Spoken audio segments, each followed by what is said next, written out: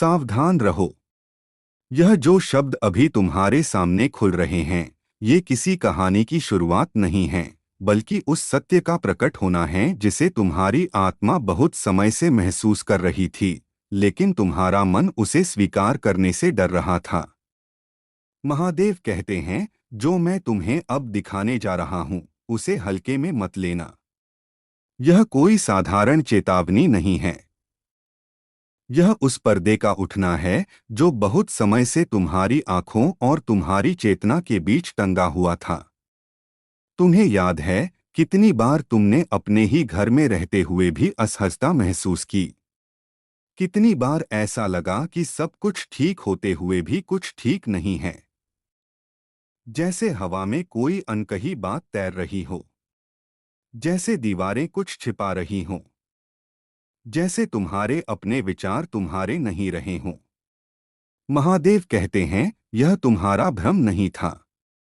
यह तुम्हारी आत्मा की चेतावनी थी, जो शब्दों में नहीं, अनुभूति में बोलती है। जिस स्थान को तुम सबसे निजी मानते थे, जहां तुम हर दिन अपने सारे मुखौटे उतार देते थे, वही स्थान सबसे पहले प्रभावित किया गया। क्योंकि अंधकार हमेशा वहीं प्रवेश करता है जहां मनुष्य सबसे अधिक असुरक्षित होता है। वह जगह जहां तुम अकेले होते हो, जहां तुम कमजोर होते हो, जहां तुम बिना किसी रक्षा के खड़े होते हो। महादेव कहते हैं, यह कोई संयोग नहीं था कि संकेत वहीं से आने लगे। कभी तुम्हें लगा कि पानी की आवाज कुछ ज्यादा देर तक गूंज रही है। कभी लगा कि रोशनी बिना वजह झिलमिला रही है। कभी आईने में अपना ही प्रतिबिंब अजनबी सा लगा। कभी नहाने के बाद भी शरीर हल्का होने की जगह भारी लगने लगा। तुमने हर बार खुद को समझाया। तुमने हर बार तर्क ढूंढ लिया। यही तुम्हारी सबसे बड़ी मासूमियत थी। क्योंकि जो लोग सरल होते हैं, उन्हें धोखा देना अंधकार के लिए आसान हो जाता है। महादेव कहते हैं, एक दरार बनी थी, लेकिन वह दरार दीवार में नहीं थी। वह तुम्हारी दिनचर्या में थी। वह तुम्हारी थकान में थी। वह उस समय में थी जब तुमने खुद से कहना शुरू कर दिया था कि बस अब सहना ही पड़ेगा, जब तुमने अपनी पीड़ा को सामान्य मान लिया था। उसी क्षण तुम्हारी रक्षा की ढाल पतली होने लगी थी। एक स्त्री थी। वह तुम्हारे जीवन में सीधे शत्रु बनकर नहीं आई। वह मुस्कुराई। उसने सामान्य बातें की। उसने खुद को ऐसा दिखाया जैसे उसे कोई फर्क ही नहीं पड़ता। लेकिन उसकी दृष्टि रुकी थी। वह देख रही थी। वह महसूस कर रही थी कि तुम्हारे घर में कौन सा कोना शांत है, कौन सा कोना खुला है, कौन सा स्थान तुम्हें सबसे अधिक असहाय बनाता है। महादेव कहते हैं, कुछ लोग शब्दों से नहीं, निगाहों से काम करते हैं। उसने कुछ रखा नहीं, उसने कुछ छोड़ा। वह भौतिक वस्तु नहीं थी, वह ऊर्जा थी। ईर्ष्या की ऊर्जा, तुलना की ऊर्जा, असंतोष की ऊर्जा। और ऊर्जा को दीवार की जरूरत नहीं होती। उसे बस एक निमंत्रण चाहिए होता है। और वह निमंत्रण तुम्हारी अनजानी थकान से मिल गया। उस दिन के बाद से चीजें बदलने लगीं। तुम्हारी नींद उथली हो गई। तुम्हारे विचार बिखरने लगे। तुम छोटी छोटी बातों पर चिड़चिड़े हो गए। तुम्हें लगने लगा कि जैसे तुम अपने ही जीवन को बाहर से देख रहे हो। महादेव कहते हैं, यह सब धीरे धीरे किया गया था ताकि तुम्हें शक न हो। क्योंकि अचानक होने वाला अंधकार डराता है, लेकिन धीरे धीरे फैलने वाला अंधकार सामान्य लगने लगता है। महादेव बताते हैं, उस दरार के पीछे कोई भौतिक सुरंग नहीं थी। वह एक आध्यात्मिक मार्ग था। एक ऐसा रास्ता जहां से निगरानी की जा सकती थी। जहां से तुम्हारी आदतों को देखा जा सकता था। जहां से तुम्हारी कमजोरियों को महसूस किया जा सकता था। यह कोई सीधा हमला नहीं था।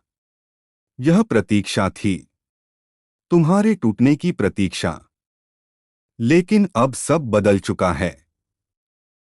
आज तुम यह शब्द इसलिए पढ़ रहे हो क्योंकि वह क्षण आ चुका है जहां स्वर्ग ने हस्तक्षेप करने का निर्णय लिया है। महादेव कहते हैं, ऊपर सब कुछ देखा गया। हर विचार, हर इरादा, हर वह फुसफुसाहट जो तुम्हारे विरुद्ध की गई। और जब सीमा पार होने लगी, तब यह संदेश तुम्हारे पास भेजा गया। जिस अनुष्ठान की तैयारी थी, वह रुक चुका है।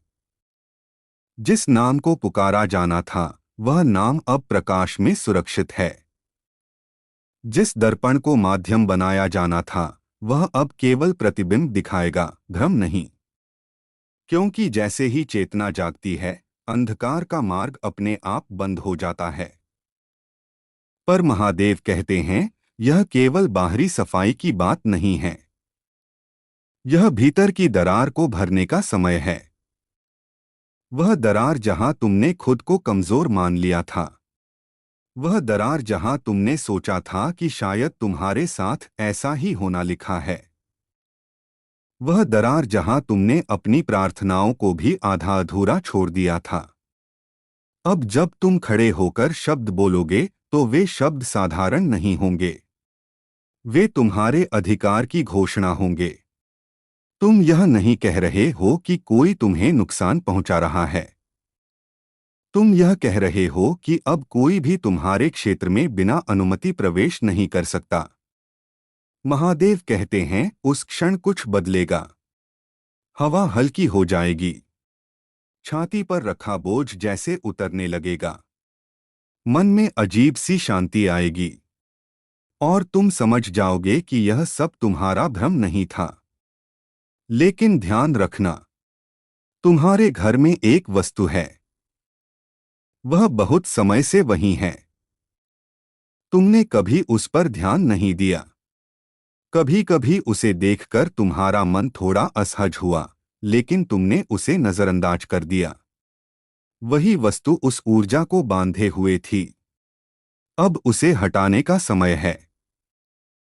डर से नहीं, गुस्से से नहीं, बल्कि स्पष्टता से।